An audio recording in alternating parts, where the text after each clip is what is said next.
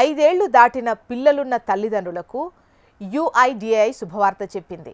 తమ పిల్లలకు ఆధార్ అప్డేషన్ కోసం ఇకపై ప్రభుత్వ ఆఫీసుల చుట్టూ తిరిగే ఇబ్బందులు తొలగిపోతాయి. స్కూల్లో చేర్పించే టైంలో బాల ఆధార్ కార్డులు తీసుకుంటున్నాం, కానీ వారికి 5 ఏళ్లు దాటిన తర్వాత ఆధార్ కార్డ్ అప్డేషన్ విషయంలో నిర్లక్ష్యం చేస్తున్నాం. ఇలా 5 ఏళ్లు దాటిన తర్వాత ఆధార్ కార్డ్ అప్డేషన్ చేయించుకోని చిన్నారులు దేశవ్యాప్తంగా 7 కోట్ల మందికి పైగా ఉన్నట్లు యుఐడిఏఐ తాజాగా వెల్లడించింది.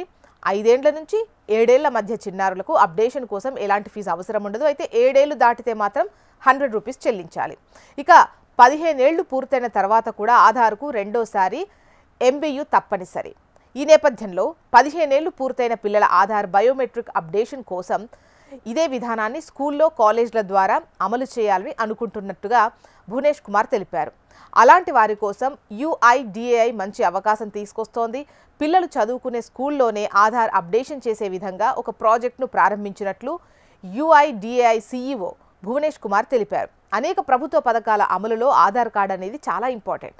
ప్రతి చిన్నారికి అవసరమైన ప్రయోజనాలు సమయానికి అందాలంటే ఇది తప్పనిసరి అని భువనేష్ కుమార్ తెలిపారు. అందుకే స్కూల్లో ఈ ఆధార్ కార్డ్ అప్డేషన్ ప్రక్రియను పూర్తి చేయాలని అనుకుంటున్నామని తెలిపారు.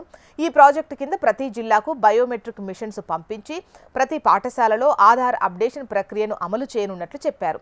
ప్రతి స్కూల్కు వెళ్లి ఆధార్ బయోమెట్రిక్ అప్డేట్ చేసేందుకు కావాల్సిన టెక్నాలజీని పరీక్షిస్తున్నామన్నారు.